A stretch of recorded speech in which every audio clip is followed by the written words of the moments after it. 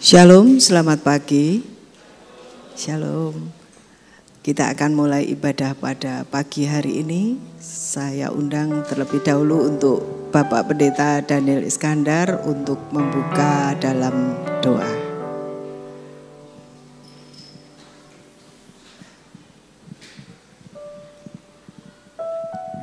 Jemaat saya undang untuk bangkit berdiri. Kita bersatu dalam doa. Haleluya. Haleluya. Haleluya. Tuhan Allah Bapa kami dalam surga, terima kasih untuk kasih anugerah yang Kau limpahkan pada kami, sehingga pagi ini kami boleh ada lagi di rumah-Mu. Kami boleh memuji, memuliakan nama-Mu. Kami boleh mendengarkan firman-Mu.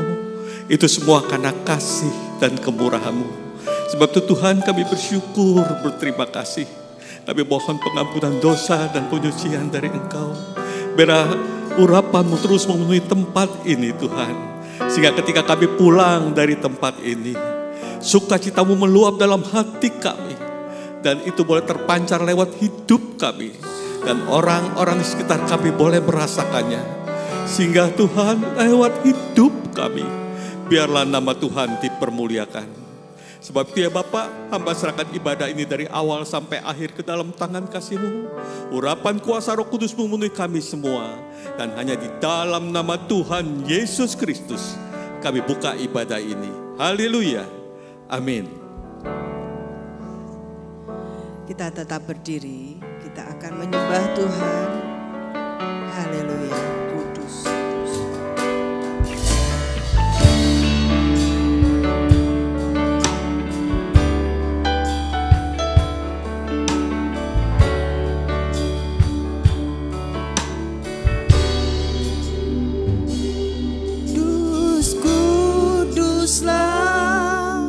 Kuduslah Tuhan, Allah semesta alam. Kuduslah, kuduslah Tuhan. Surga bumi menyembah.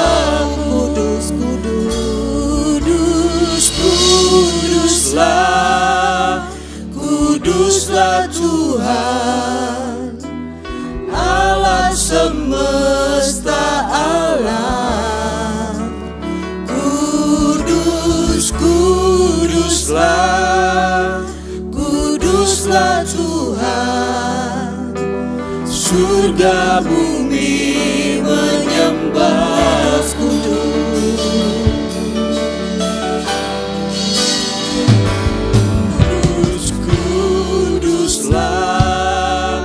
Kuduslah Tuhan, Allah semesta alam. Kuduslah, kuduslah Tuhan. Surga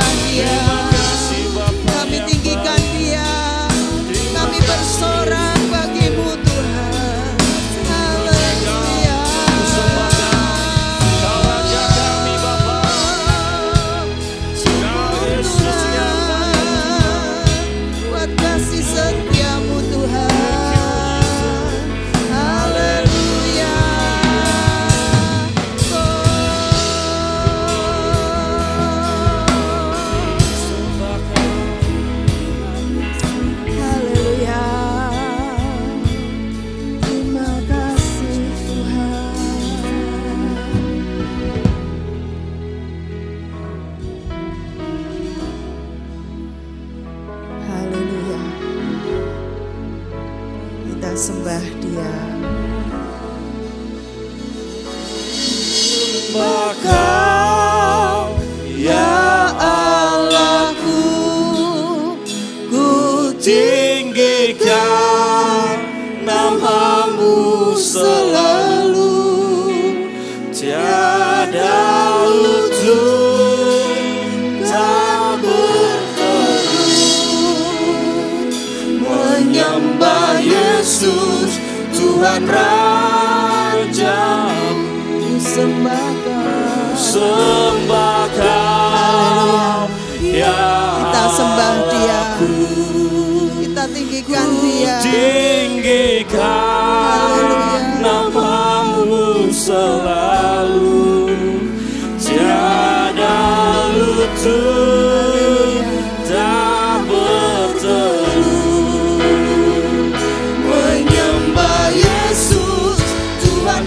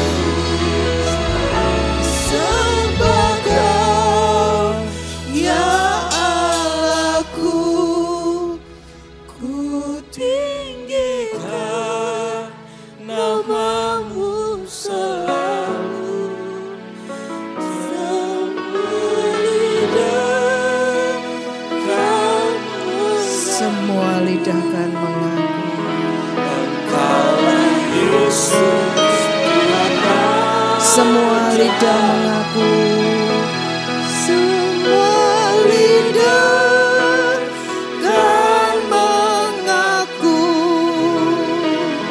Engkaulah Yesus Tuhan Rajaku. Semua lidah kan mengaku, Engkaulah Yesus Tuhan Rajaku.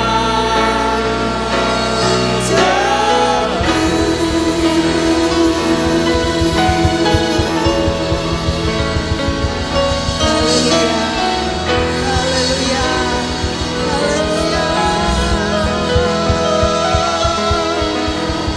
Syukur, terima kasih Tuhan, terima kasih. Haleluya, amin.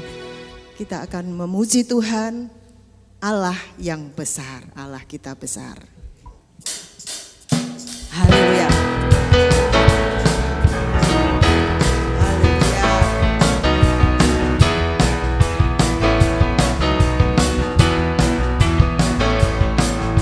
Kita besarnya sungguh amat besar, yang memiliki kuasa besar, Dia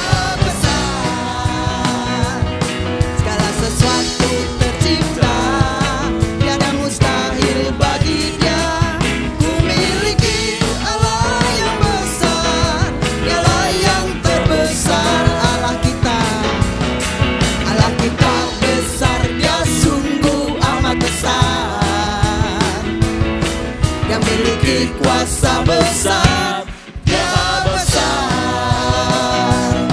Segala sesuatu tercipta, tiada mustahil bagi Dia. Ku miliki Allah yang besar, Dialah yang terbesar. Kita hidup dalam kasih-Nya yang besar. Kita hidup dalam kuasa-Nya yang besar. Marilah kita puji Dia, marilah kita sembah Dia. Oh haleluya, besarkan namanya. Kita hidup dalam kasih-Nya yang besar. Kita hidup dalam kuasa-Nya yang besar. Marilah kita puji Dia, marilah kita sembah Dia. Oh haleluya, besarkan namanya. Kita besar dan sungguh amat besar, yang memiliki kuasa besar, Dia besar. Segala sesuatu tercipta, tiada mustahil bagi Dia.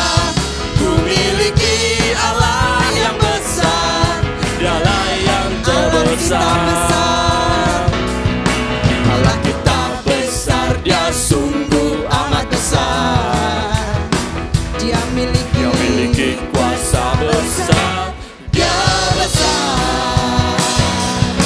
Segala sesuatu tercipta, tiada mustahil bagi Dia. Ku miliki Allah yang besar, Dialah yang terbesar. Kita hidup dalam kasih-Nya yang besar. Kita hidup dalam kuasa-Nya yang besar. Marilah kita puji Dia, marilah kita sembah Dia.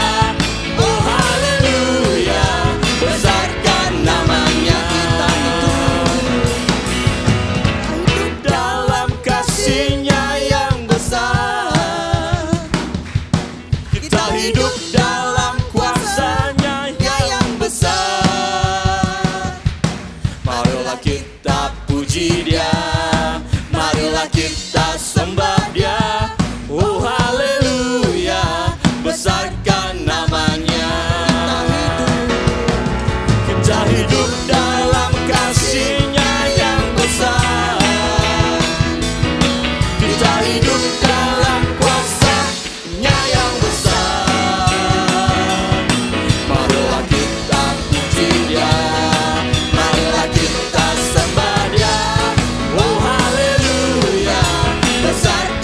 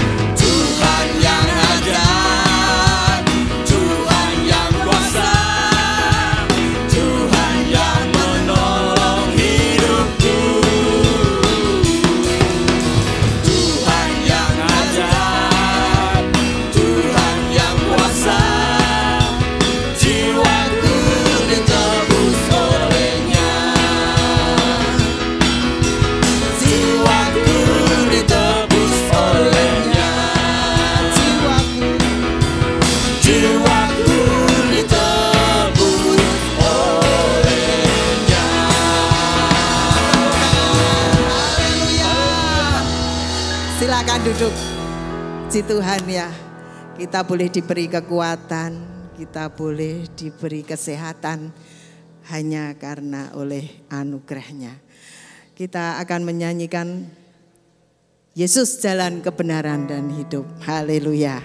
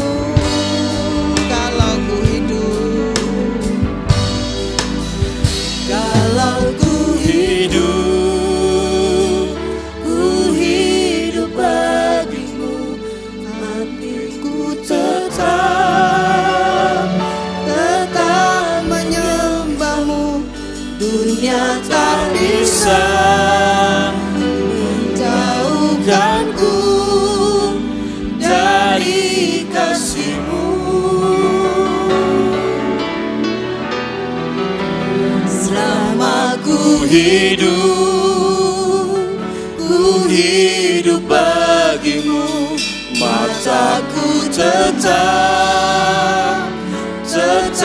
memandangmu. Dunia tak bisa menjauhkanku dari kasih-Mu.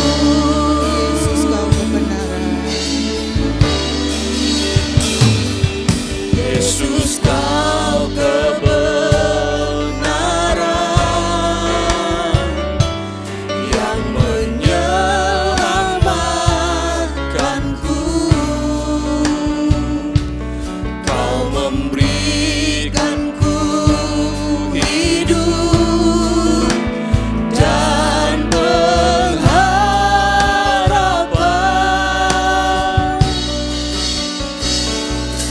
Ku ikut kehendak-Mu, ku perlu anugerah-Mu. Ku nyatakan janjiku kepadamu.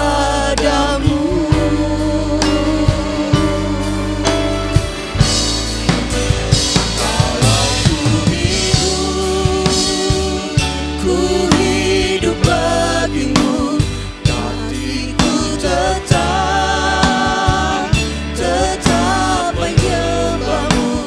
Dunia tak bisa menjauhkanku dari kasih-Mu.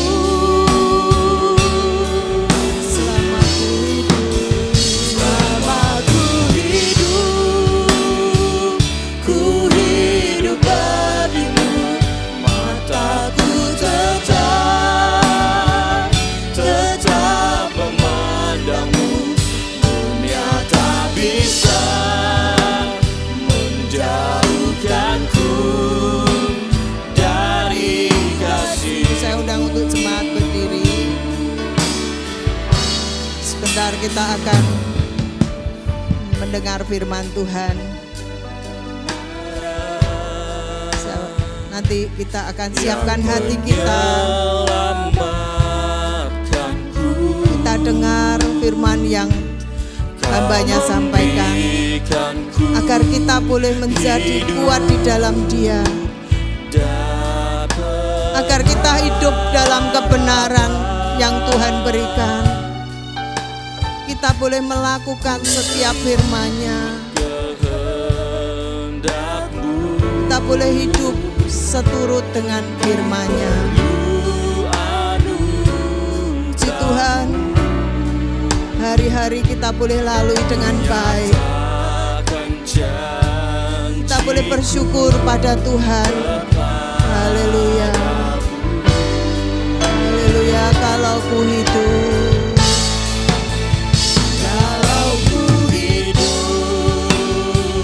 ku hidup bagimu, hatiku tetap menyembahmu. Dunia tak bisa menjauhkanku dari kasih-Mu.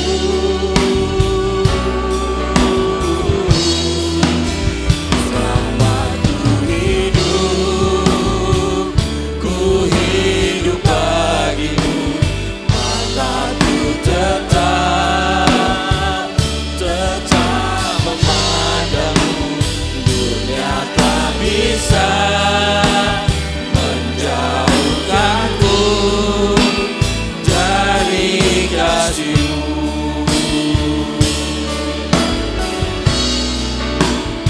Dunia tak bisa menjauhkanku dari kasih-Mu.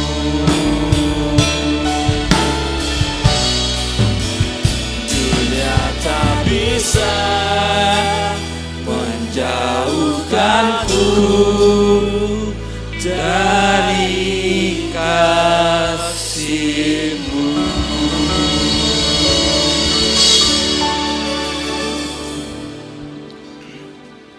Saat ini Tuhan, kami hadir dan ada bersama dalam ibadah raya Tuhan. Keberadaan kami karena kebaikan kasih karunia Tuhan. Sebentar lagi kami mendengarkan firman Tuhan. Biar bukakan hati dan pikiran kami agar kami dapat mengerti, memahami kehendak Tuhan, jamahan Tuhan.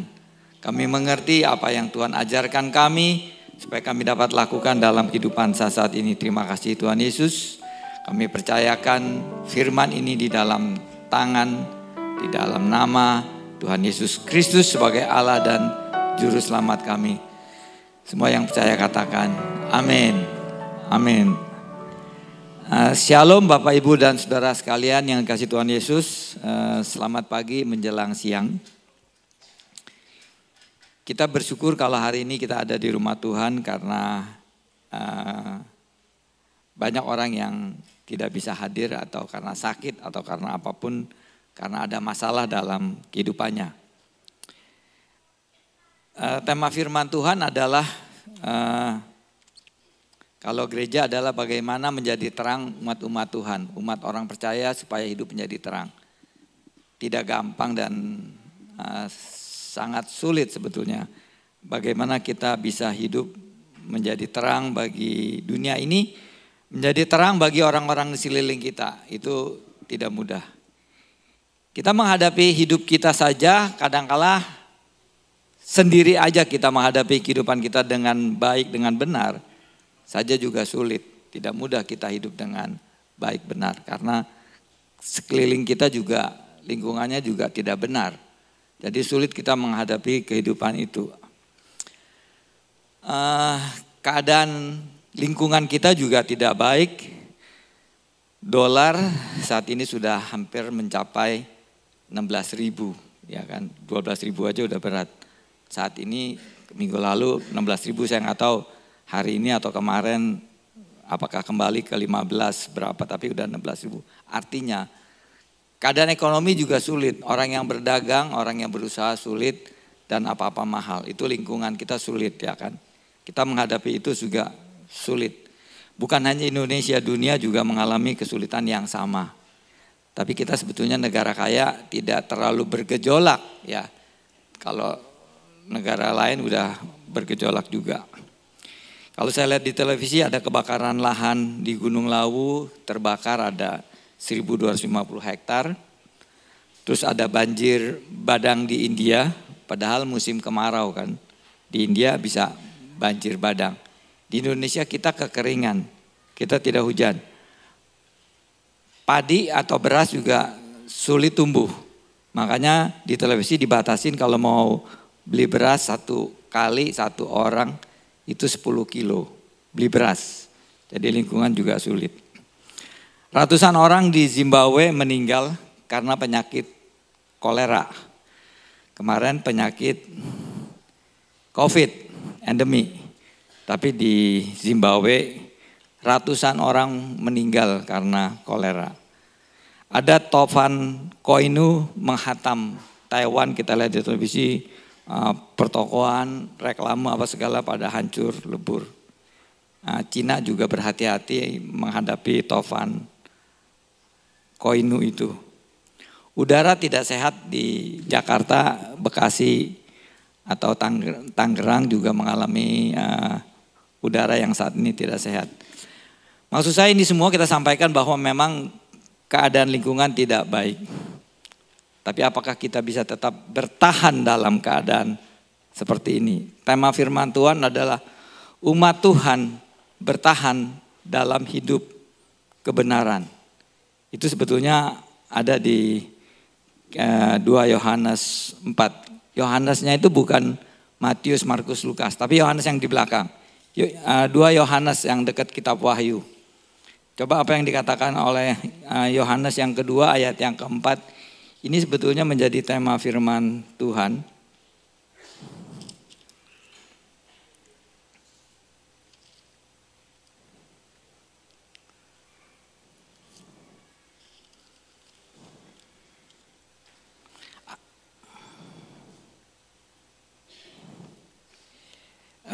Judulnya sih tetap hidup di dalam ajaran Kristus. Bagaimana umat Tuhan supaya dapat hidup tetap dalam ajaran Kristus. Atau saya kesingkatkan, umat Tuhan hidup tetap dalam kebenaran.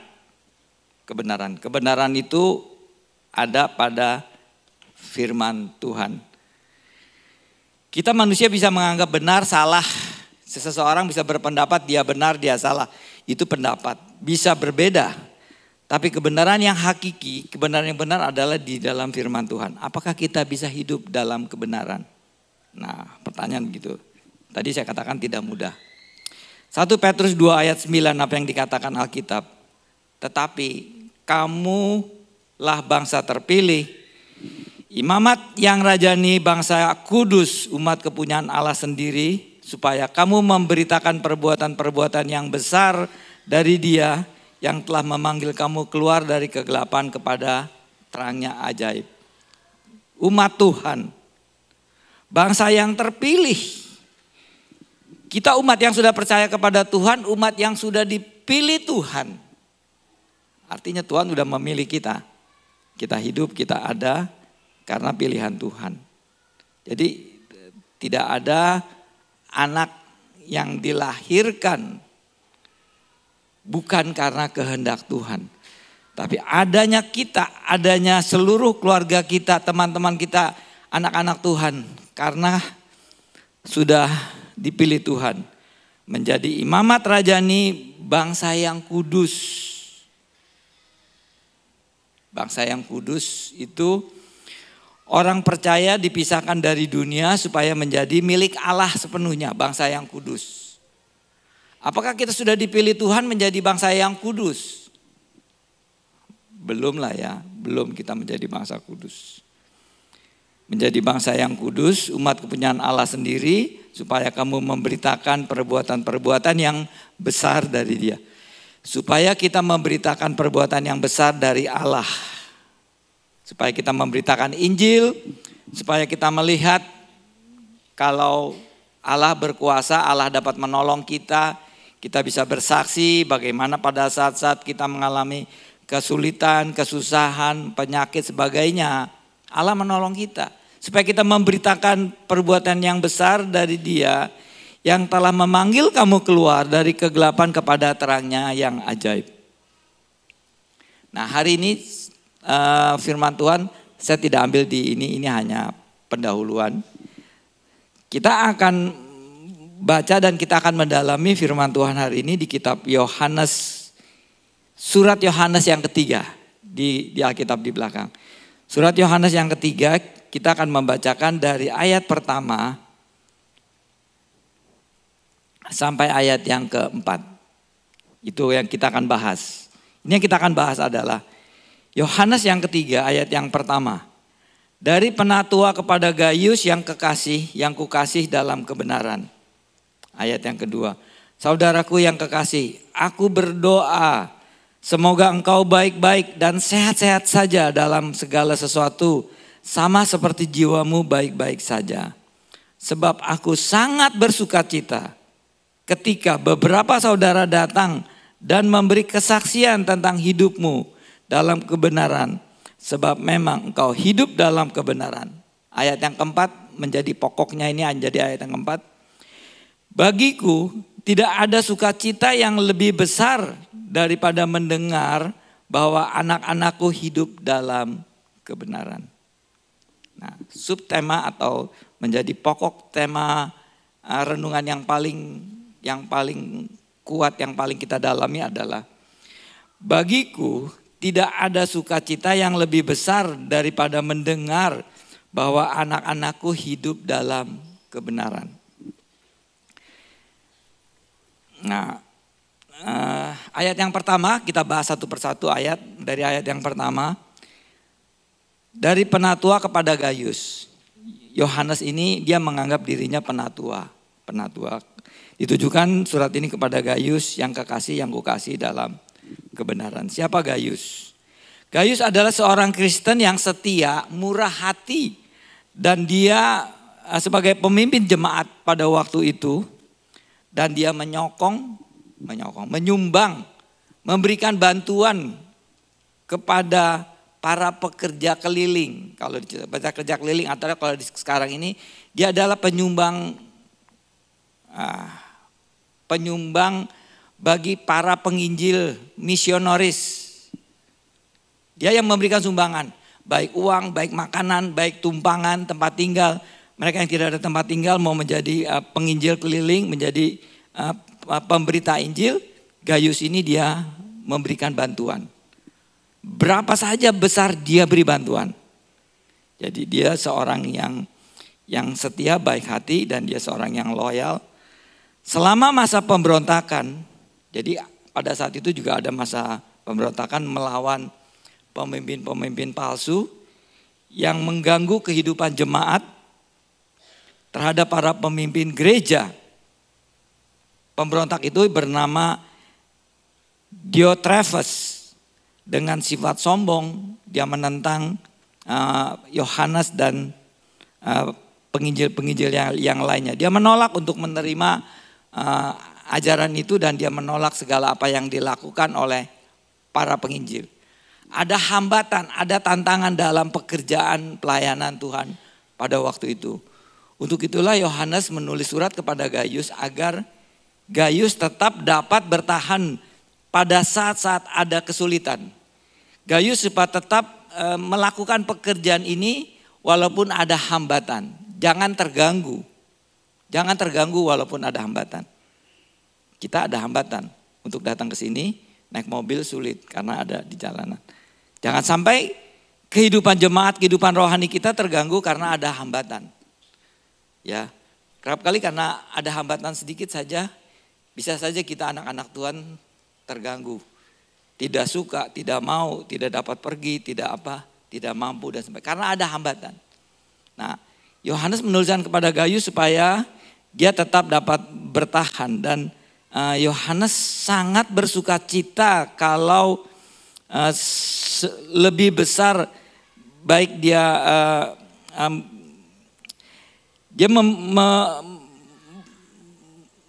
menginginkan anak-anak Tuhan itu memiliki kebenaran. Makanya pemberitaan Injil agar disebarkan ke mana-mana. Ada sesuatu yang keluar di dalam hati saya dalam membaca ini. Walaupun kita sudah berjalan di dalam Tuhan, walaupun hidup kita sudah hidup bersama dengan Tuhan, kita beribadah, kita melayani Tuhan, kita melakukan segala sesuatu yang memang Tuhan sudah perintahkan, kita sudah hidup dalam kebenaran. Tetap juga kita mengalami suatu proses dalam kehidupan. Mengalami pematangan, mengalami pemurnian, mengalami pendewasaan sampai kepada level tertentu, sampai kepada level sempurna hidup kita. Jadi di dalam proses kehidupan kita saat ini, kalau Pak Yonatan mengatakan bahwa kita sebagai umat Tuhan menjadi terang, itu tidak mudah. Proses yang dialaminya kita, apakah kita tetap bertahan dalam proses kehidupan ini sampai kita mampu hidup menjadi terang. Tidak mudah apa yang memang disampaikan seperti itu. Bagaimana Yohanes sendiri yang menulis surat ini? Yohanes ini pada waktu dia hidup dia mengalami penderitaan juga. Hampir semua murid Yesus, rasul-rasul mengalami proses, mengalami pemurnian, mengalami pematangan, mengalami penganiayaan, mengalami kesulitan dalam kehidupannya. Yohanes ini adalah rasul yang terakhir yang meninggal dunia yang tidak mati syahid. Yang lainnya, Petrus, Paulus, semua rasul-rasul matinya mati syahid.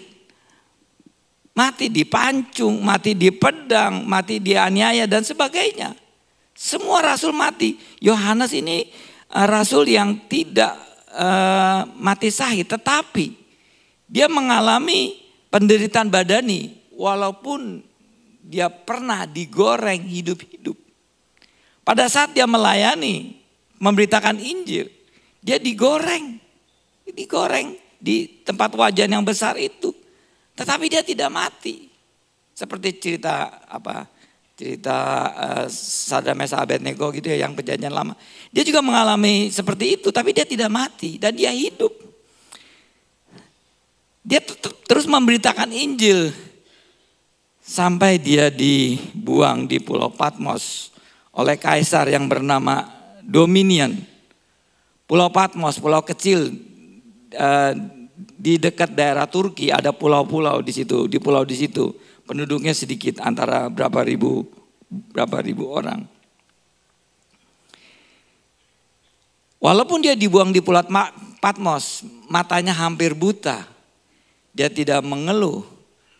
Di dalam pembuangan dia melihat dan dia berjumpa dengan Allah yang dia sembah, yang dia kenal. Dia menerima pewahyuan luar biasa yang dia terima. Karena dia dekat dengan Tuhan. Dia melihat ada seperti pintu yang terbuka yang membuat dia dapat melihat rencana Allah ke depan untuk kehidupan manusia. Setelah kehidupan ini ada kehidupan apa lagi? Allah membukakan mata dan pemikiran Yohanes pada waktu itu di Pulau Patmos. Sehingga Yohanes dapat menulis, terjadilah kitab Wahyu. Diberikan surat itu kepada 7 gereja pada waktu itu. Dan dia tahu bahwa kehidupannya dia sudah hampir selesai. Karena dia sudah mulai berumur. Dan di akhir kehidupannya Yohanes dapat meninggal dengan tenang.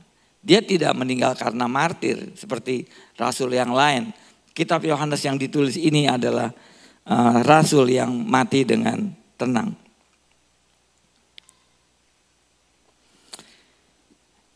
Pada waktu kita masih muda atau remaja, kita melayani Tuhan.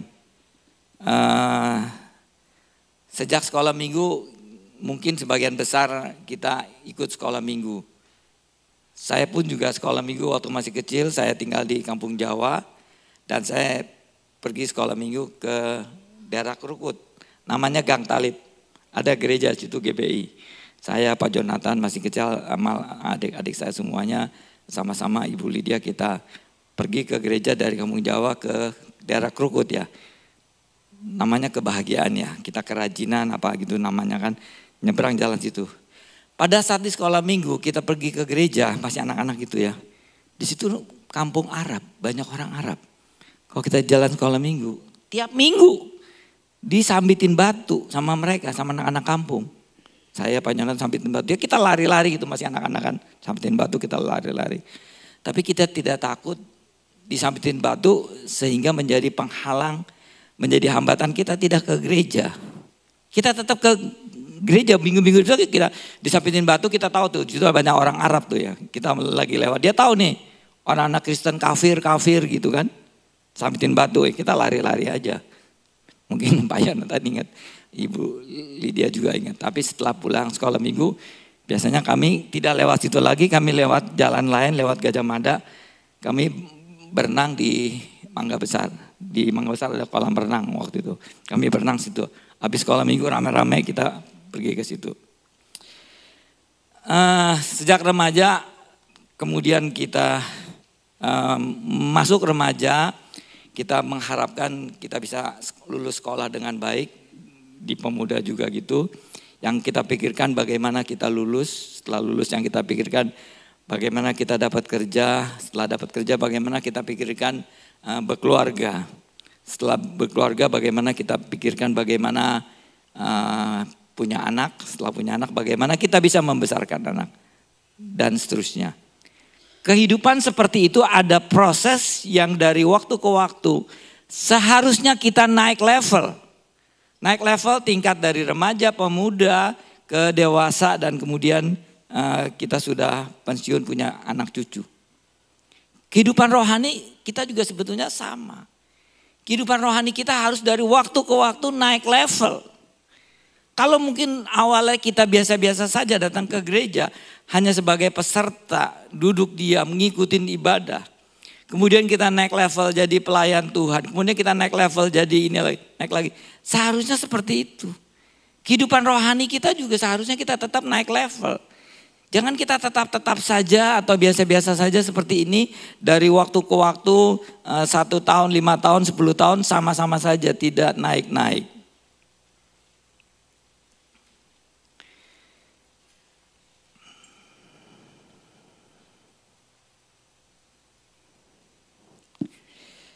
Di ayat yang kedua kita baca, kita tadi ayat yang pertama Gayus, ayat yang kedua. Saudaraku yang kekasih, aku berdoa semoga engkau baik-baik dan sehat-sehat saja dalam segala sesuatu, sama seperti jiwamu baik-baik saja.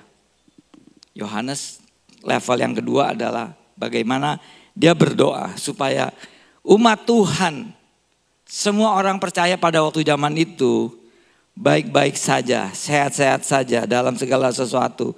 Sama seperti jiwamu juga baik-baik saja. Pengertian baik-baik saja itu dapat upah cukup untuk menyediakan makanan, rumah, pakaian bagi diri kita dan keluarga. Kita cukup untuk menolong orang lain sambil ikut memberitakan Injil. Kita cukup untuk hidup diri kita. Bisa membantu sedikit-sedikit kepada orang-orang yang mengalami kekurangan. Dan kita tidak tahu bahwa Allah mampu memberikan kita cukup untuk kebutuhan kita. Dan Ia berjanji untuk memberikan kepada kita menurut kekayaan dan kemuliaan di dalam Kristus Yesus. Itu di 2 Korintus 9 ayat 8 sampai 12. Tapi di ayat 19. Itu hanya referensi aja. Sesungguhnya Allah mampu untuk mencukupi kita, bahkan memberkati hidup kita menurut kekayaan dan kemuliaannya Allah. Itu janjinya Tuhan.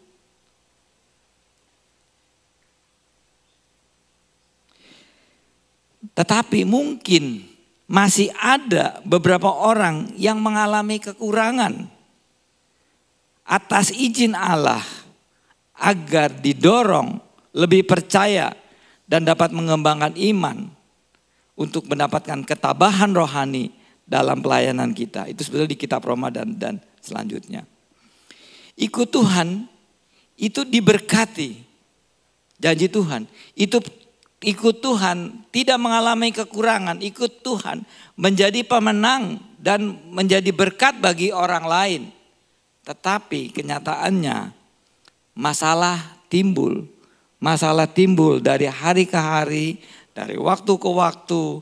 Mungkin tiba-tiba timbul masalah dalam kehidupan. Bahkan kebalikannya, artinya mengalami masalah terus-menerus dalam kehidupan. Setiap orang akan mengalami masalah sulit dalam kehidupan. Dan setiap orang mengalami reaksi yang berbeda-beda. Ada seorang yang mengalami masalah dengan tenang-tenang. Ada orang yang mengalami masalah, dihadapi masalah itu dengan sukacita. Tapi ada orang yang mengalami masalah, langsung stres dan langsung bingung. Tidak bisa tidur, ada masalah terus langsung ragu-ragu. Bahkan ada yang mengalami masalah, dia meninggalkan Tuhan. Macam-macam reaksi yang dialaminya.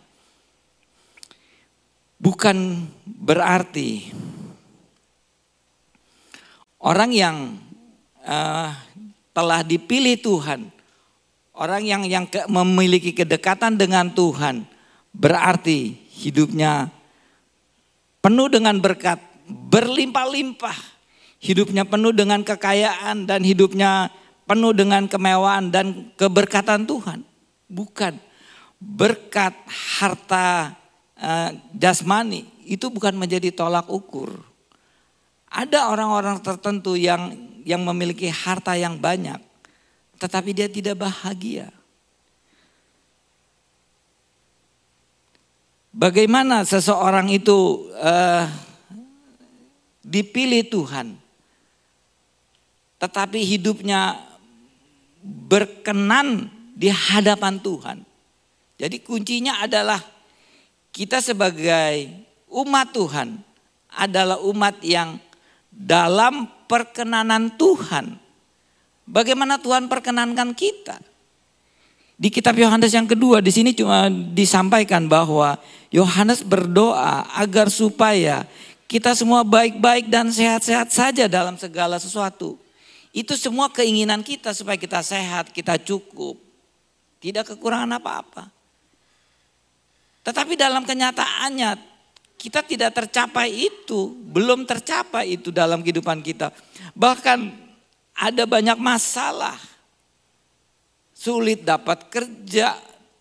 Tidak cukup uang untuk hidup sehari-hari. Hidup hari ini kita berpikir untuk hidup besok. Anak-anak mengalami masalah dalam sekolah. Kelab kali rumah tangga mengalami masalah, belum bayar listrik, belum bayar air.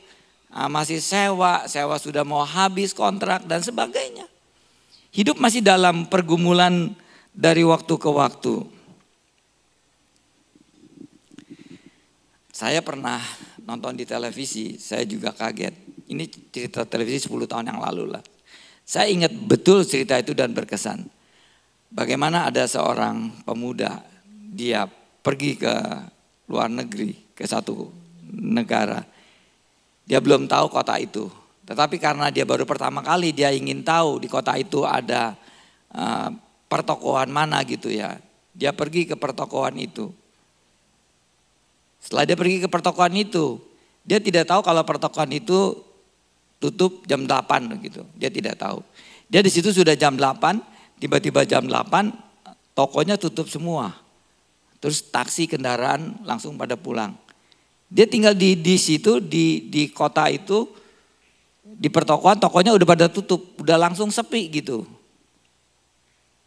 Kemudian dia berjalan sendirian di kota itu, dia tidak tahu daerahnya. Ternyata ada segerombolan orang mau merampok dia. Dia lari dikejar-kejar oleh perampok. Kemudian dia ke tempat lain. Di tempat lain sama juga, dia mau diperlakukan seperti itu juga. Jadi dalam cerita singkat di film itu, dari malam jam 8 sampai subuh pagi, dia hidupnya dalam penderitaan. Dia di situ dikejar-kejar, dirampok, mau dipukuli dan sebagainya. Dia sampai masuk ke terowongan itu kan di luar negeri ada kalau got itu dibuka, sampai ngumpet ke bawah got gitu karena got di luar negeri itu besar-besar, lebar, orang masuk gitu kan. Dia ngumpet ke situ sampai ke terowongan. Tiba-tiba dia buka sudah sampai pagi hari. Jadi sepanjang malam dia hidup dalam penderitaan, dalam pengejaran orang-orang jahat. Dia dikejar-kejar untuk dirampok, untuk diperlakukan tidak baik. Nah, ini hanya sebagai ilustrasi bagi kita sekalian bahwa bisa saja dalam kehidupan kita mengalami penderitaan seperti itu. Kita mengalami penderitaan. Nah, rasul yang lain, Paulus pun demikian. Kita baca dalam 2 Timotius 4 ayat 7, coba mohon ditampilkan. 2 Timotius 4 ayat 7 ini juga ayat populer.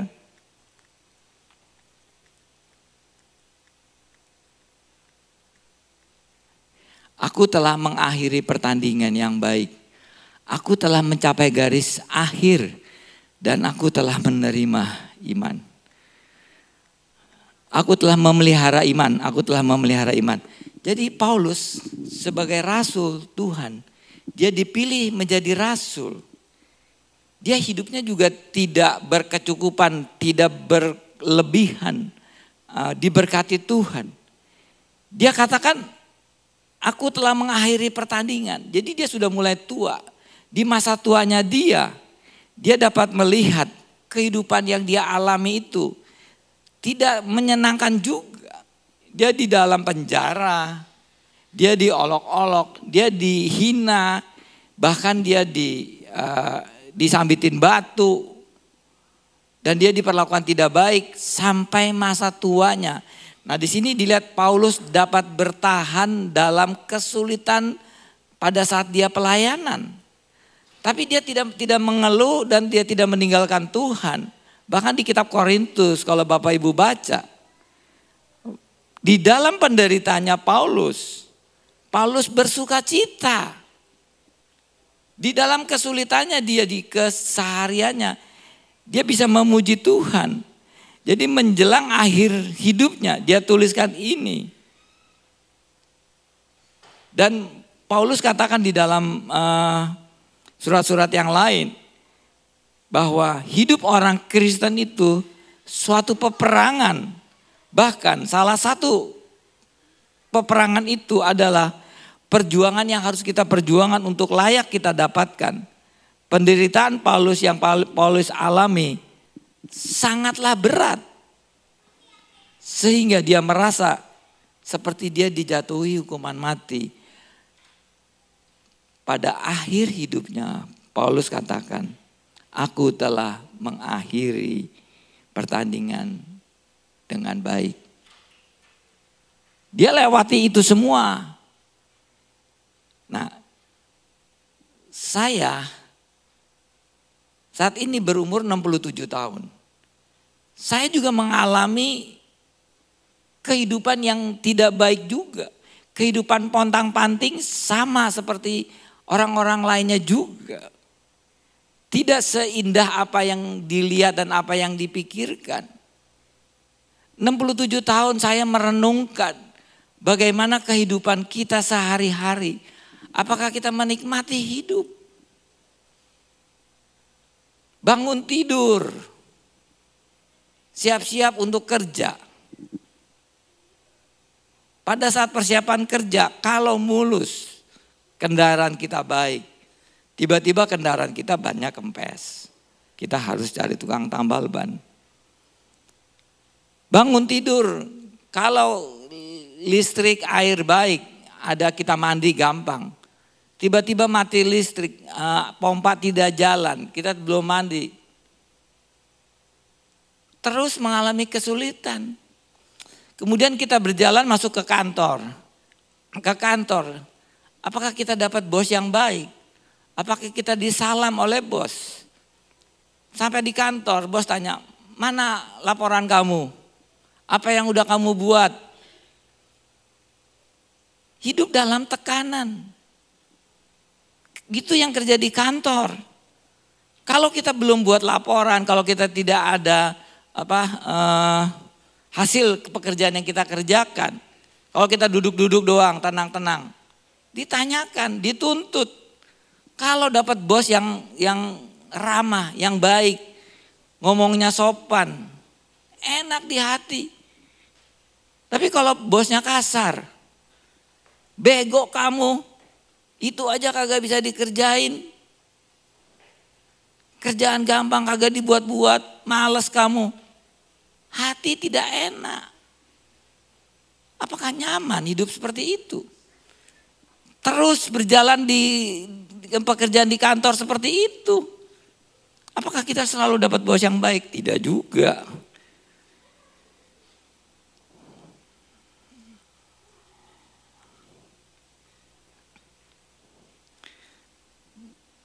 Kehidupan manusia kita hidup seperti kita ada di dalam suatu terowongan. Atau kehidupan kita ada di dalam hutan. Yang kita tidak tahu perjalanan kehidupan ini. Mungkin kita lihat baik-baik, nyaman-nyaman. Tetapi pada saat kita jalan ada saja kerikil. Mungkin pada saat kita jalan ada saja ular. Mungkin pada saat kita jalan saja ada saja lubang. Kita bisa saja tercemplung di lubang itu. Akhirnya kaki kita patah, kaki kita terluka. Ada saja kita jalan, tiba-tiba kita harus menyeberangi sungai atau daerah berawa. Kemudian ada buaya yang ngejar-ngejar kita. Kita harus lari-lari menghindari dari buaya. Itu kehidupan yang dialami oleh umat Tuhan juga. Nah, bedanya umat Tuhan yang dekat dengan Tuhan. Ayat yang ketiga. Sebab aku sangat bersuka cita ketika beberapa saudara datang dan memberi kesaksian tentang hidupmu dalam kebenaran. Sebab memang engkau hidup dalam kebenaran. Level yang ketiga adalah yang pertama bagaimana Yohanes katakan dia berdoa supaya semuanya baik-baik saja. Tapi belum tentu semua dalam kehidupan yang baik. Bisa saja ada kehidupan yang mengalami kehidupan yang tidak baik. Nah, yang berikutnya adalah bagaimana Yohanes mengatakan di sini supaya Yohanes itu sangat bersuka cita ketika melihat beberapa orang dapat bersaksi. Kalau Tuhan itu baik, dapat bersaksi kalau dia dapat pertolongan Tuhan. Kalau dia dapat bersaksi penyakitnya disembuhkan. Kalau dia dapat bersaksi bagaimana Tuhan memberkati dia.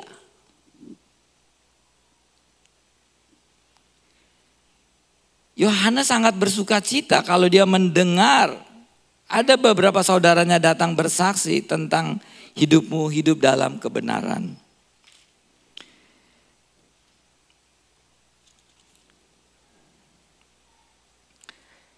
Masalah datang, persoalan datang, hambatan datang, kesulitan datang. Itu adalah satu kesempatan bagi iman kita. Kalau Tuhan menolong kita. Kalau Tuhan memberikan jalan keluar bagi kita. Pada saat ada masalah itu. Kita lihat bagaimana Tuhan menolong kita. Kalau tidak ada masalah. Mana mungkin kita lebih dekat dengan Tuhan. Kalau kita ada masalah. Pasti kita lebih dekat dengan Tuhan. Saya di kantor tertekan. Bos saya galak.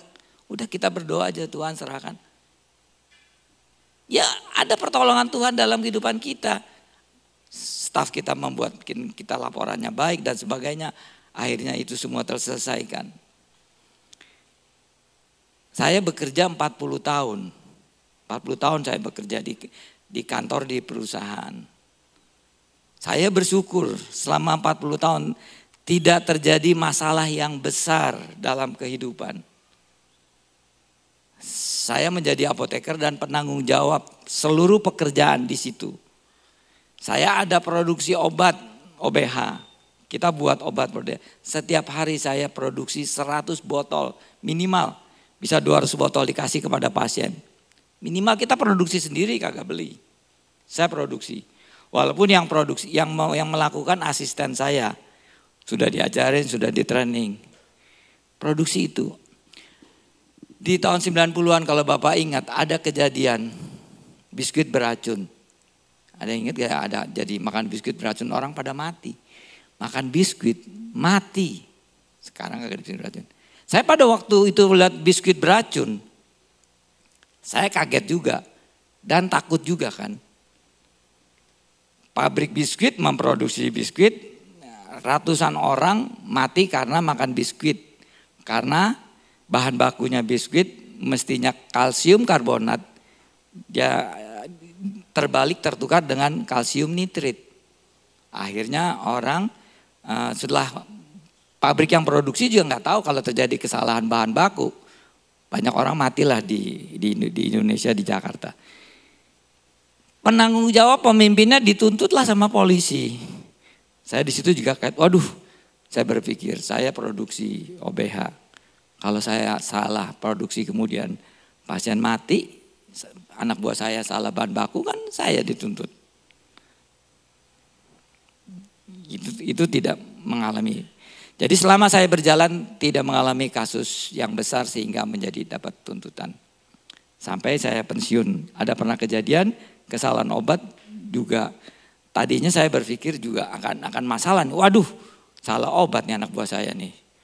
Akhirnya orang tua pasien itu marah-marah kan, marah-marah. Maklumlah kalau udah salah kan kita dimarahi, kita diem aja. Ya jadi ibu, bapak mau gimana pak? Gitu. Ternyata dia tidak menuntut apa-apa. Dan itu bersyukur kita dalam perjalanan hidup. Tuhan tolong dan memberi kesaksian kepada kita kalau ada pertolongan Tuhan dalam kehidupan kita. Dia hanya saya katakan kalau gitu Pak biayanya saya bebaskan saja karena kesalahan kami. Udah dia tidak nuntut. Tidak usah bayar. Nah ini contoh kehidupan yang bagaimana kita sebagai anak-anak Tuhan tidak terlepas dari problema dan dari masalah. Yohanes melihat ini dan dia sangat bersuka cita kalau anak-anak Tuhan pada saat mengalami masalah, dia hidup dekat dengan Tuhan, ada kebenaran dalam diri dia dan Tuhan menolongnya dan memberikan jalan keluar. Dan itu menjadi kesaksian kehidupannya.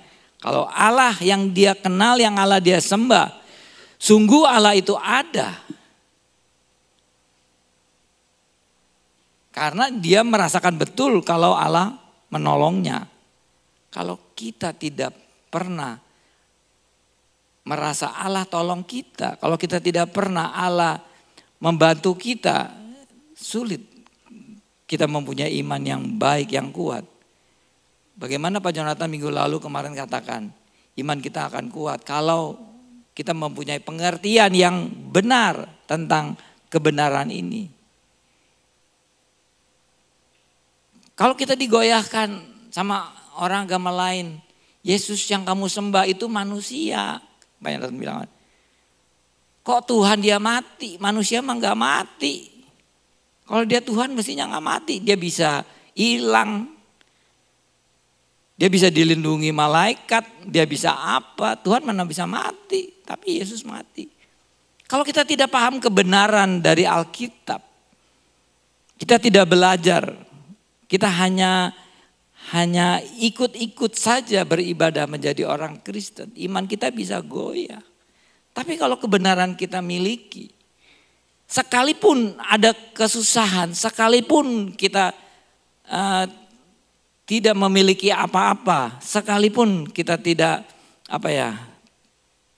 ada kedudukan, tidak ada apa, tetap kita dapat percaya Yesus Tuhan yang kami sembah itu Tuhan.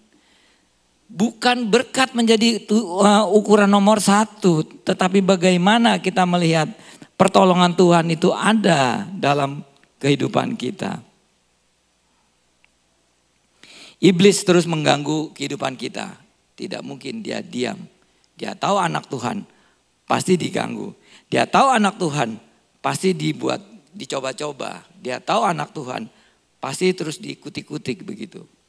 Macam-macam gangguan lah. Nah, kenapa ada sebagian anak Tuhan mengalami masalah, ada sebagian yang hidup cukup-cukup saja, semuanya cukup, tidak banyak masalah. Itu memang free will-nya Tuhan. Kita tidak tahu. Kita tidak tahu. Tuhan memberikan kebebasan kepada kehidupan kita dan kepada banyak orang. Mungkin pilihan-pilihan kita yang kerap kali kita salah dalam memilih pekerjaan, dalam memilih sekolah, dalam memilih yang lain-lain sehingga kita mengalami masalah. Kita tidak tahu. Itu memang free will, kebebasan yang diberikan Tuhan kepada manusia. Tuhan tidak memproteksi umatnya supaya selalu aman-aman saja, supaya berjalan dalam tol lancar, tidak ada gangguan, tidak. Itu tidak ada keadilan. Tuhan memberikan kebebasan. Boleh saja iblis mengganggu kita, tetapi kalau kita hidup dalam kebenaran Tuhan, itunya semua dapat teratasi. Rasul-rasul pun yang lain mengalami, Rasul Yohanes mengalami masalah. Rasul Paulus juga mengalami masalah, semua hamba-hamba Tuhan mengalami masalah. Kenapa kejadian seperti ini terjadi? Ya itulah kehidupan kita, kehidupan manusia.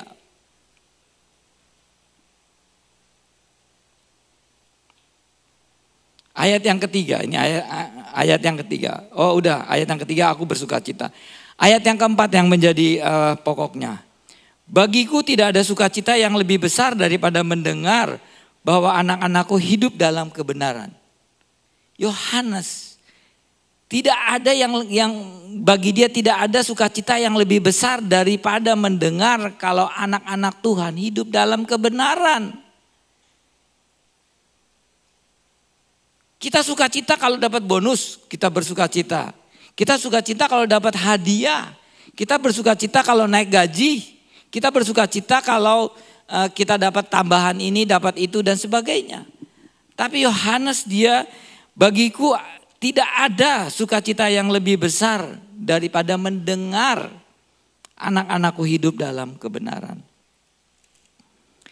Kalau di Yohanes 2 ayat 4. Yohanes yang kedua ayat yang keempat. Aku sangat bersukacita bahwa mendapati bahwa separuh dari anak-anakku hidup dalam kebenaran sesuai dengan perintah yang telah kita terima daripada Bapa. Separuh dari anak-anak maksudnya anak-anak rohani ya. Anak-anak rohani, separuh dari anak-anak rohaninya hidup dalam kebenaran. Ya Pak Jonathan, saya, Pak Daniel, semua kita nih hamba-hamba Tuhan. Kita sangat bersukacita kalau jemaat Tuhan kita separuh dari Bapak Ibu hidup dalam kebenaran. Kita sangat susah, kita sangat sedih kalau kami mendengar bahwa anak-anak Tuhan hidupnya tidak benar.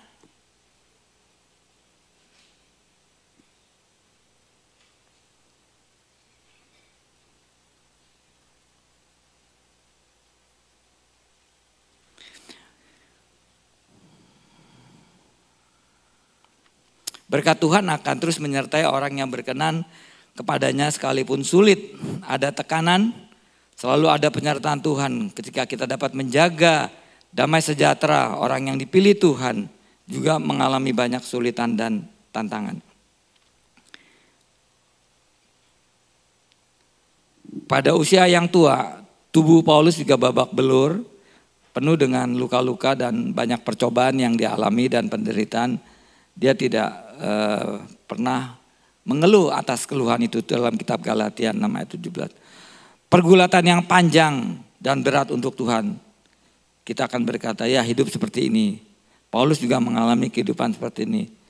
Saya pun juga mengalami kehidupan dengan suka dan duka. Makanya pada saat saya melihat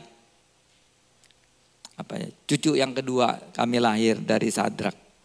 Masih bayi kecil. Saya lagi renungkan ini. Hidup itu kan banyak penderitaan. Cucu masih kecil. Ya, secara daging, secara manusia kami melihat dia akan mengalami kehidupan ke depan nanti remaja dewasa. Dan dia harus berjuang untuk menghadapi kehidupan ini. Dia tidak bisa diam-diam begitu saja. Bagaimana saya sendiri berpikir pada waktu saya masih SMA. Saya masih SMA. Kalau yang kenal Om David, kami keluarga besar, ada 9 saudara, 1 meninggal. Di antara mamanya Nike dengan Pak Jonathan, jaraknya umur jauh ada 1. Kami keluarga besar, orang tua tidak punya banyak uang. Ayah juga bekerja keras, ayah ibu kami Om David bekerja keras. Dia buka ada usaha percetakan. Ibu cari order ke sana sini, ke pasar baru, dia cerita. ke apotek-apotek keliling dapatkan order untuk percetakan, untuk etiket, untuk bond dan sebagainya zaman dulu. Saya berpikir pada waktu SMA, kalau saya tidak belajar dengan baik, ini untuk anak-anak remaja, anak pemuda. Kalau saya tidak belajar dengan baik pada waktu itu, tahun 70-an. Kalau saya tidak jadi sarjana, maka hidup saya akan susah. Jadi pada waktu di SMA, saya sudah sadar, saya harus bisa belajar baik dan saya harus bisa masuk ke universitas negeri agar saya bisa jadi sarjana. Kalau saya masuk ke universitas swasta pada waktu itu belum tentu bisa jadi sarjana karena harus ujian negara. Ujian negara tahu kan tidak mudah kan. Jadi saya harus bisa masuk. Bagaimana sulitnya pun saya harus bisa sehingga saya di SMA kelas 2, kelas 3 saya tidak pernah nonton televisi, tidak pernah nonton bioskop. Sekali-sekali ada. Tapi tidak rutin tiap bulan, sebulan 2 kali atau berapa bulan tidak ada. Jadi kadang-kadang berita-berita di televisi juga suka ketinggalan. Pada waktu itu ya ketinggalan, enggak pernah. Jadi belajar terus memang. Pulang sekolah, kadang-kadang disuruh kerja. Bikin buku lah, bikin apalah di rumah. Habis itu mau belajar, padahal mau belajar untuk SMA dan mau belajar untuk masuk perguruan tinggi. 2 yang mesti kami pelajari. Jadi buku-buku masuk perguruan tinggi tebalnya segini nih. Biologi tebalnya segini.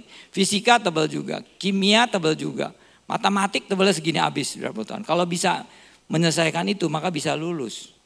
Belajarin itu terus. Jadi kehidupan yang tidak mudah juga yang kami alami dalam kehidupan keseharian.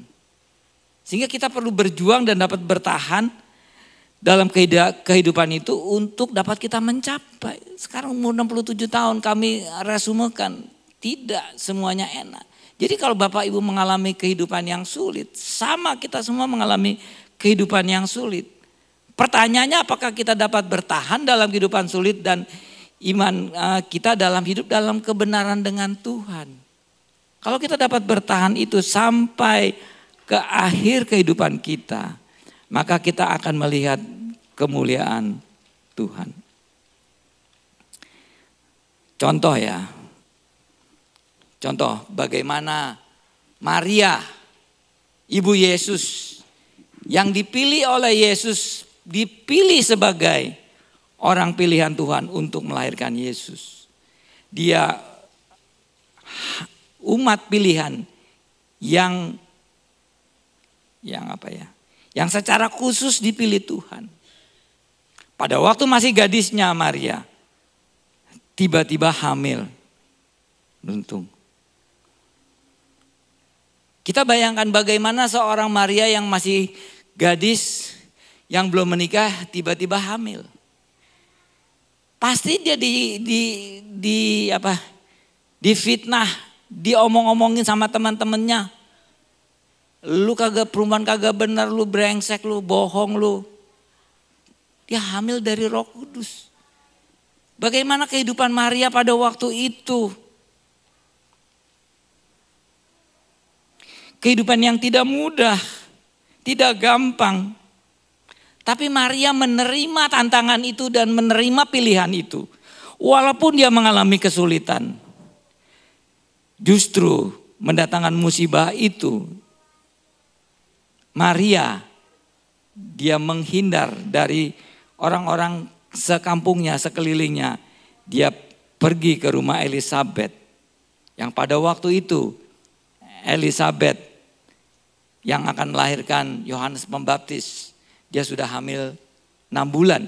Dia pergi ke rumah sahabatnya Elisabet. Dan dia tinggal di situ beberapa bulan sampai Elisabet melahirkan Yohanes Pembaptis. Dan Maria melihat bagaimana proses kelahirannya Elisabet. Bukan itu saja Maria mengalami kesulitan. Maria harus pindah dari rumah satu ke rumah lainnya. Dia tinggal di Nazaret. Bagaimana Maria dalam perjalanan dari Nazaret ke Bethlehem. Itu kalau saya lihat sejarah. 100 km kira-kira perjalanan dari Nazaret ke Bethlehem. Maria yang hamil dia harus naik onta, terus padang pasir yang tandus yang seperti itu.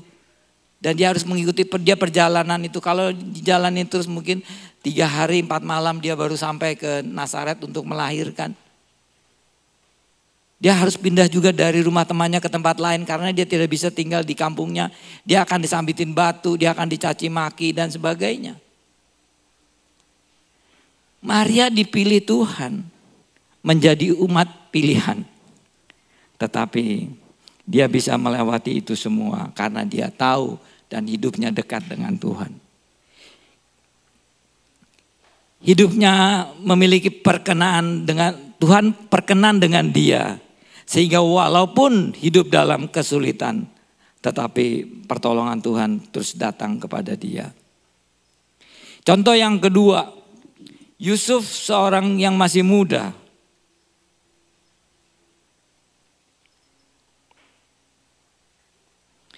Yusuf masih masa muda, dia dimusuhi oleh saudara-saudaranya. Dia mengalami susah terus, dia dibenci oleh saudara-saudaranya. Dibuang ke dalam sumur, dia dijual menjadi budaknya orang.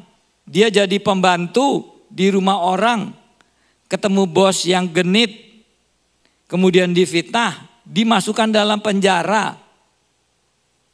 Berapa tahap tuh percobaan kesulitan yang dialami oleh Yusuf. Bahkan dia dilupakan sama teman-temannya. Hidup Yusuf tidak enak selama dia pada waktu itu. Semua yang ada adalah penderitaan. Tidak ada kesenangan dalam kehidupan Yusuf. Tapi dalam proses itu Yusuf menjaga hidup dalam kebenaran. Dia tahu yang mana yang harus dia lakukan dan dia tahu yang mana dia tidak lakukan. Sampai di akhir kehidupannya Yusuf, akhirnya dia dapat menjadi orang nomor 2 di Mesir. Yusuf dipakai oleh Tuhan dan dipakai oleh manusia. Kemudian hidupnya Yusuf kita lihat, dia menjadi terang dan menjadi teladan umat Tuhan. Tidak mudah yang saya katakan langsung otomatis kita umat Tuhan menjadi terang dan menjadi teladan bagi orang-orang di sekeliling kita. Kita harus memperlihatkan kepada mereka. Walaupun saat ini hidup kami tidak cukup, tapi kami bisa mengatasi karena pertolongan Tuhan. Jalan Tuhan lewat bawah tanah. Yusuf di bawah Tuhan lewat bawah tanah. Dia menjadi orang yang dipilih Tuhan. Tidak hidup gampangan, tidak cengeng, tidak mengeluh. Dan tidak ada ketakutan, kekhawatiran dalam kehidupan. Kalau kita ada kekhawatiran dan ketakutan dalam hidup ini, ada masalah. Koreksi diri kita, apakah hidup kita sudah dalam kebenaran Tuhan. Kita harus tetap kokoh dan kuat walaupun penderitaan itu ada datang. Mesti ada perjuangan. Kalau bahasa Inggrisnya, how we overcome. Bagaimana kita harus mengatasi persoalan-persoalan yang kita hadapi. Sehingga persoalan itu terselesaikan. Terlebih kita sebagai umat Tuhan, kita melihat pertolongan tangan Tuhan yang terus menyertai dalam kehidupan kita. Pada saat di masa sulit, Bapak Ibu gak usah khawatir, gak usah bimbang, gak usah takut. Lihat, kalau saat ini tidak ada beras, ada jalan Tuhan kami tidak tahu. Pertolongan itu akan datang dan menyertai Bapak Ibu dan saudara sekalian. Kalau ada ilustrasi, ada seorang ibu yang memasak. Dia pasang 3 panci, 1, 2, 3. Kasih di kompor dinyalakan 3 pancinya. Panci yang pertama dipotong-potong wortel, dicemplungkan ke panci, ada isinya air. Panci yang kedua ada isinya air, dimasukkan telur ke dalam panci itu. Terus yang ketiga biji kopi dimasukkan ke panci yang ketiga. Didiamkan 20 menit, setelah 20 menit selesai dimatikan. Terus ibu itu datang lihat. Wortel yang dimasak tadinya wortelnya keras, dimakan kurang enak. Tapi setelah dimasak wortelnya bisa dimakan dan empuk buat sayur. Yang kedua telur itu keras begitu. Tapi setelah dimasak beberapa menit, maka telur itu menjadi lembut dan kulitnya bisa dikupas. Isinya bisa dimakan. Isinya telur tidak tumpah. Yang ketiga, biji kopi. Dimasak, jadilah kopi yang bisa diminum, dinikmati. Itulah kehidupan kita, kehidupan manusia. Mengalami proses, tapi kita tidak protes.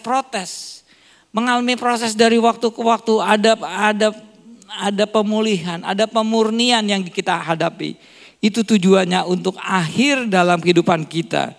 Kita menjadi terang dan menjadi teladan bagi banyak orang. Yohanes katakan, aku sangat bersuka cita ketika beberapa orang, 1/4 dari sekawanan ini, atau 1/3, atau setengah dari kawanan ini,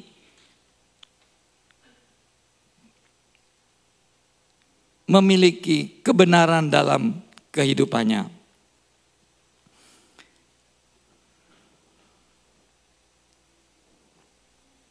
Bagaimana kita menghadapi kehidupan tahun 2024?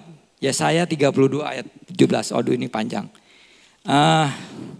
Kitab Yesaya 32 ayat 17 dikatakan, di mana ada kebenaran, di situ akan timbul damai sejahtera, dan akibatnya dari kebenaran adalah ketenangan dan ketentraman. Kalau hidup kita dalam kebenaran, akan tumbuh damai sejahtera, ada ketenangan dan ketentraman. Sekarang apakah kebenaran ada dalam diri kita? Kalau kita ada kebenaran, kita akan memiliki damai sejahtera, tentram dan tenang. Bagaimana hidup kita bilang kita tidak tenang om. Kita tidak ada damai sejahtera. Kami gelisah om. Apakah ada kebenaran? Kitab Yesaya 32 ayat itu katakan seperti itu. Kalau kita hidup dalam kebenaran, kita tidak menyimpan dosa, kita tidak ada kebohongan, kita tidak ada kejahatan hidup kita, maka kita akan memiliki ketenangan dan kita akan memiliki ketentraman. Jangan ambil keputusan yang kita sesali hidup kita karena hidup di dalam dosa. Percuma punya semua harta kalau hidup tidak tentram. Lebih baik ada sedikit roti, sedikit, tetapi hidup ada damai sejahtera, sukacita dan ketenangan. Pastikan bisnis kita, rumah tangga kita, hidup kita dalam kebenaran. Jangan lagi kita diam-diam ada tipu daya. Jangan lagi kita ada diam-diam kita berbohong. Jangan lagi kita diam-diam ada fitnah, ada selingkuh, ada simpanan. Jangan lagi kita diam-diam kita mencuri, kita korupsi. Atau jangan lagi ada diam-diam kita hidup tidak jujur. Sebetulnya satu ayat lagi di kitab Samuel bagaimana Samuel mempunyai komitmen. Jadi Samuel itu nabi Tuhan yang pada waktu Saul dipilih Tuhan. Saul dipilih oleh Samuel untuk menjadi raja pada waktu itu. Di kitab 1 Samuel 12 ayat 3 dan 4. Saya bacakan aja di sini. Di sini aku berdiri, berikanlah kesaksian menentang aku di hadapan Tuhan dan di hadapan orang-orang yang diurapinya. Lembu siapakah yang telah kuambil? Keledai siapakah yang telah kuambil? Siapakah yang telah kuperas? Siapakah yang telah kuperlakukan dengan kekerasan? Dari tangan siapakah telah kuterima sogok sehingga harus hidup tutup mata? Aku akan mengembalikannya kepadamu. Jawab mereka, engkau tidak memeras kami dan engkau tidak memperlakukan kami dengan kekerasan. Dan engkau tidak menerima apa yang dari tangan siapapun. Samuel sebagai nabi di hari tuanya, di umur tuanya, dia mengatakan kepada orang-orang bahwa siapa yang pernah aku peras, aku akan kembalikan. Siapa yang pernah aku rugikan, siapa yang pernah aku perlakukan tidak baik, tidak ada. Itu komitmen orang yang hidup dalam kebenaran. Jadi kita juga harus ada komitmen, kita harus hidup benar di dalam Tuhan.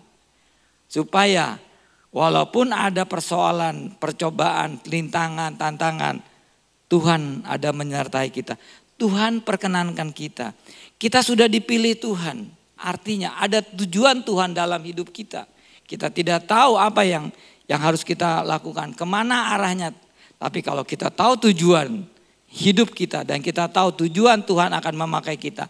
Maka kita tahu arah hidup kita akan kemana. Kalau hari ini kita mendengarkan firman Tuhan. Bagaimana umat Tuhan. Walaupun hidup dalam perjuangan, hidup dalam permasalahan, hidup dalam tantangan. Tapi tetap memiliki kebenaran dalam kehidupannya. Di akhir kehidupannya, dia akan mengalami damai sejahtera, sukacita dan ketentraman dalam kehidupan. Amin. Saya mohon pemain musik dan musik ke depan. Saya minta Pak Jonathan untuk berdoa untuk firman Tuhan ini. Dan saya kembalikan ke Pak Jonathan. Amin.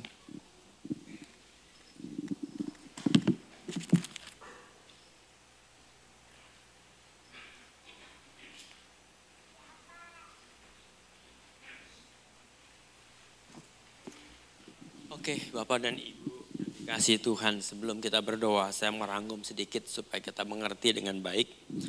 Kata kunci yang penting di sini sebagai anak Tuhan, jangan diam, tapi teruslah bertumbuh, teruslah tumbuh. Jadi jangan tetap stagnan. Artinya hiduplah mulai dengan tadinya kita biasa-biasa saja, mulailah melayani. Di tatkala kita mulai melayani, ingatlah sekali lagi Tuhan kita, Yesus mendoakan saudara. Kita kadang-kadang gak pernah mengerti kalau ternyata Tuhan mendoakan kita. Justru tatkala kita melayani, baru dia berdoa. Kalau kita belum melayani, dia tidak akan pernah berdoa, dia diam. Tapi ketika kita melayani itu banyak. Bisa menjemput orang yang datang, bisa memberi salam, bisa berdoa, bisa menjadi singer, bisa song leader, pemain musik, pembicara dan sebagainya. Tetap terlibat di dalam pelayanan. Ketika kita melayani, maka Tuhan kita, Yesus berdoa buat saudara. Agar supaya siap, gimana kita kuat. Karena ketika kita melayani banyak cobaan, banyak tantangan, kita kuat. Dan kalau kita keluar dari semua itu, maka kita akan menjadi orang yang sehat. Itu dalam pengertian, kalau saya baca di dalam banyak kamus dengan katakan, kata-kata itu merupakan sehat tubuh, jiwa dan roh kita. Bukan saja sehat jasmani, tapi yang terpenting juga diberkati. Nah, itu karena Tuhan yang mendoakan. Nah, kalau kita diberkati, jangan kita langsung senang dan udah berhenti. Tapi ada proses selanjutnya, yaitu tetap hidup di dalam takut akan Tuhan. Maka kita menjadi orang-orang yang ada di dalam kebenaran. Nah, kalau kita dibenarkan, kan kita menjadi benar dan ada dalam kebenaran. Yesus itu bersukacita. Nah, di sini tadi ayat tadi berkata bahwa Yohanes yang senang, Yohanes yang berdoa dan sebagainya. Tapi saya mau katakan kalau anak Tuhan itu tadi Gayus contohnya.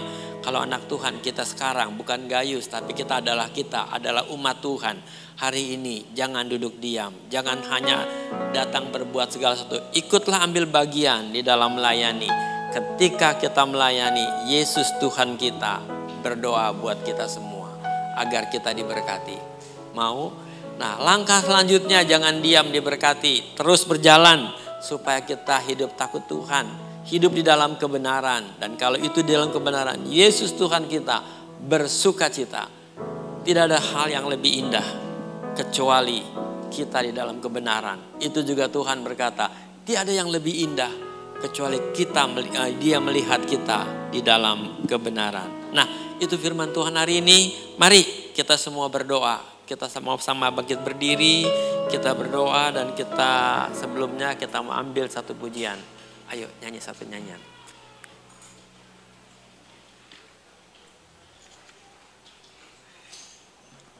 Ayo. Yesus kau kebenaran.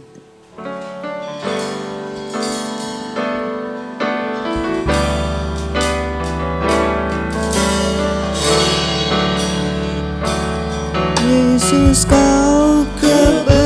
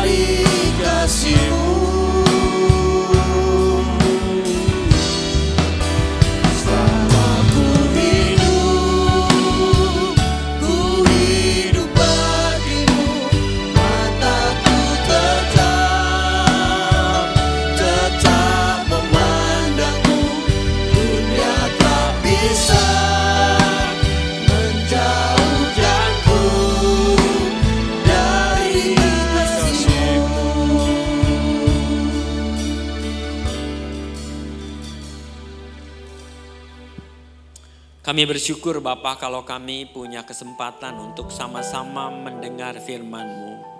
Kami bersyukur Bapa kalau kami juga bisa menaikkan syukur lewat pujian.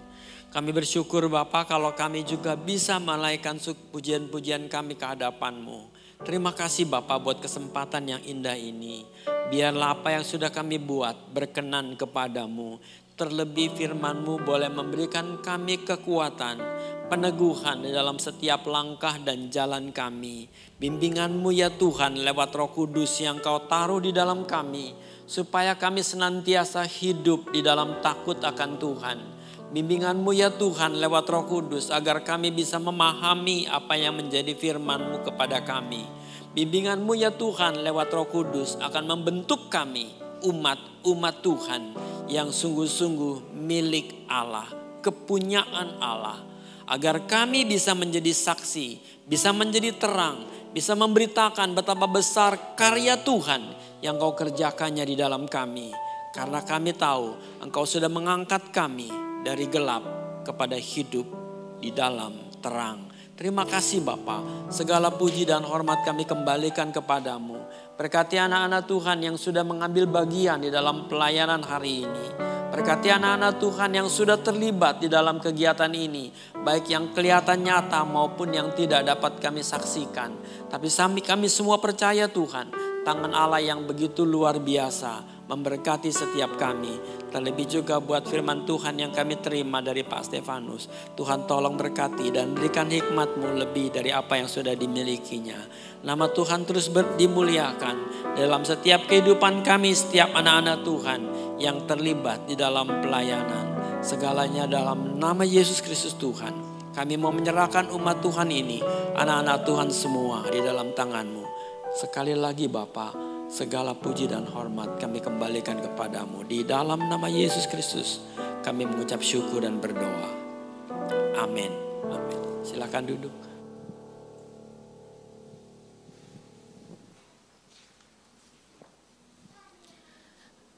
Shalom Bapak Ibu Saudara yang dikasihi Tuhan Yesus.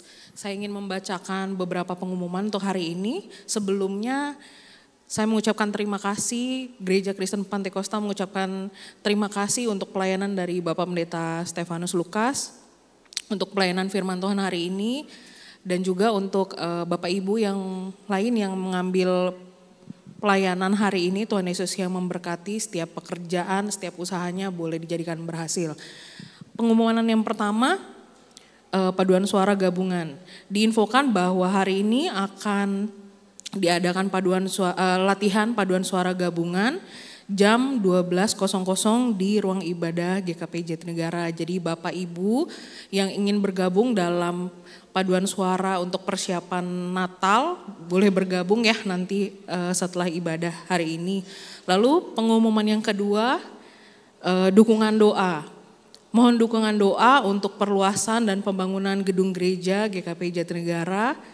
Gereja mengajak seluruh jemaat untuk bersama-sama memasukkan rencana perluasan dan pembangunan gereja ini ke dalam pokok-pokok doa harian masing-masing dengan poin-poin. Yang pertama,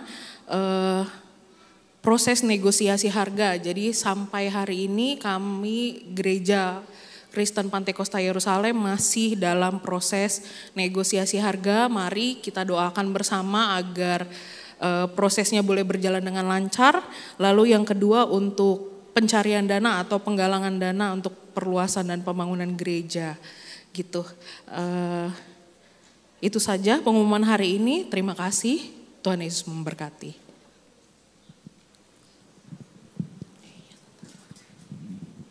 Puji Tuhan. Sebentar kita akan menjalankan persembahan. Saya undang untuk petugas persembahan.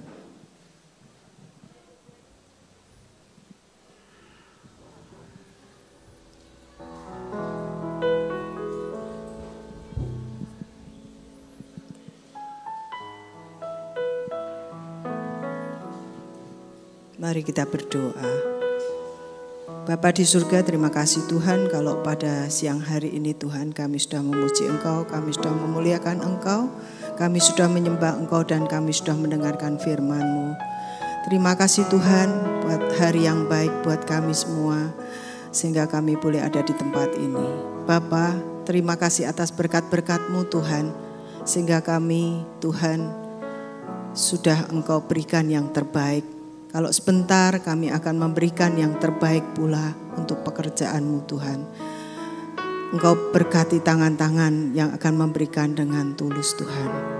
Dan kami percaya Tuhan Kau akan memberkati berlimpah untuk mereka. Terima kasih Tuhan. Kuduskan tangan-tangan kami yang akan memberi, dan kami percaya hanya nama-Mu saja dipermuliakan. Di dalam nama Yesus Tuhan kami. Haleluya. Amin. Puji Tuhan. Haleluya.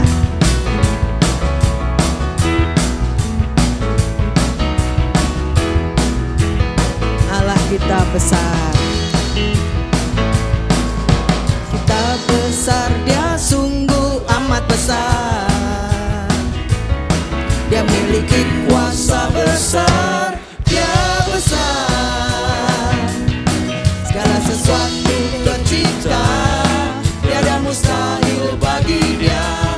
Ku miliki Allah yang besar, Dialah yang terbesar. Kita besar, Dia sungguh amat besar. Dia memiliki kuasa besar, Dia besar. Segala sesuatu tercipta, tiada mustahil bagi Dia. Ku miliki Allah yang besar, Dialah yang terbesar. Dalam kasih-Nya yang besar, kita hidup dalam kuasa-Nya yang besar. Marilah kita puji Dia, marilah kita sembah Dia.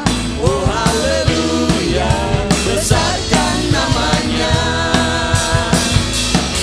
Kita hidup dalam kasih-Nya yang besar, kita hidup dalam kuasa-Nya yang besar. Marilah kita puji Dia, marilah kita sembah Dia. Oh haleluya, besarkan namanya. Tak besar, Dia sungguh amat besar. Dia miliki kuasa besar, Dia besar. Sesuatu tercipta, tiada mustahil bagi Dia. Ku miliki Allah yang besar, Dialah yang terbesar. Allah kita besar, Dia sungguh amat besar. Dia miliki kuasa besar, Dia besar. Segala sesuatu tercipta, tiada mustahil bagi Dia. Ku miliki Allah yang besar, Dialah yang terbesar. Kita hidup dalam kasih-Nya yang besar, kita hidup dalam kuasa-Nya yang besar. Marilah kita puji Dia, marilah kita sembah Dia. Oh haleluya, besarkan namanya. Kita hidup dalam kasih-Nya yang besar, kita hidup dalam kuasa-Nya yang besar. Marilah kita puji Dia, marilah kita sembah Dia. Oh haleluya, sekali lagi kita hidup dalam kasih-Nya. Kita hidup dalam kasih-Nya yang besar, kita hidup dalam kuasa-Nya yang besar. Marilah kita puji Dia, marilah kita sembah Dia. Oh haleluya, besarkan namanya. Oh haleluya, besarkan namanya.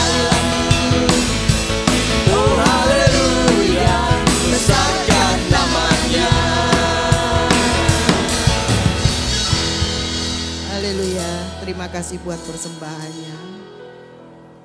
Tuhan memberkati. Puji Tuhan, jangan lupa ya hari Rabu ada PA, yang bisa ikut boleh ikut. Hari ini juga ada hari yang khusus buat Pak Daniel karena beliau adalah hari ini berulang tahun.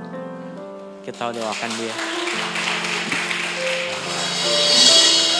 Yuk, mari kita berdoa sebelum kita mengakhiri ibadah ini.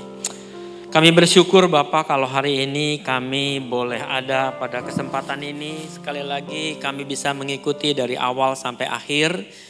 Kami percaya Tuhan Engkau tidak akan pernah membiarkan kami sendiri dan terus memimpin kami hari-hari ke depan. Karena kami tahu kami tidak bisa melihat ke depan kami. Tapi satu hal yang kami tahu, penyertaan-Mu tidak pernah meninggalkan kami. Itu sebabnya Bapak kami menyerahkan juga hidup ini dalam tangan-Mu. Teristimewa buat Pak Daniel yang berulang tahun hari ini. Tuhan beri hikmat bertambah-tambah di hari-hari kemudian. Tangan kasih-Mu, kemurahan-Mu terus melimpah di dalam hidupnya. Keluarganya dan anak istrinya serta mantunya Tuhan pelihara. Tuhan jaga dan lindungi dari segala yang jahat. Terima kasih Bapak, biarlah anugerah Tuhan boleh terus melimpah dalam keluarga ini. Kami juga berdoa buat anak-anak Tuhan yang mungkin hari ini berulang tahun. Tuhan juga tolong dan berkati mereka. Kami percaya Engkau tidak pernah membiarkan kami sendiri. Terus menuntun kami kepada hidup di dalam naungan kasih-Mu. Bapa, sebelum kami tinggalkan tempat ini, kami mohon berkat-Mu ya Tuhan. Kasih kemurahan-Mu ya Tuhan. Pertolongan-Mu atas kami. Biarlah juga Tuhan jaga negeri dan bangsa kami Indonesia dari yang jahat. Supaya negeri ini boleh menjadi negeri yang takut Tuhan. Pakai para pemimpin, para orang-orang yang menjaga melindungi negeri ini. Pak Jokowi, para menteri, aparatur pemerintahan, badan legislatif dan yudikatif. Semua bekerja sama untuk menegakkan keadilan dan kebenaran di negeri ini. Karena itu ya Bapa, sebelum kami tinggalkan tempat ini, kami mohon berkat-Mu ya Tuhan. Kita angkat tangan sama-sama, turunlah kiranya berkat Allah. Damai sejahtera dan sukacita dari Tuhan yang maha tinggi. Turun ke atas kita lewat Yesus Kristus Tuhan. Penyertaan Roh Kudus menyertai saudara sekalian. Karena itu pergilah pulang, terimalah damai dan sukacita dari Tuhan ini.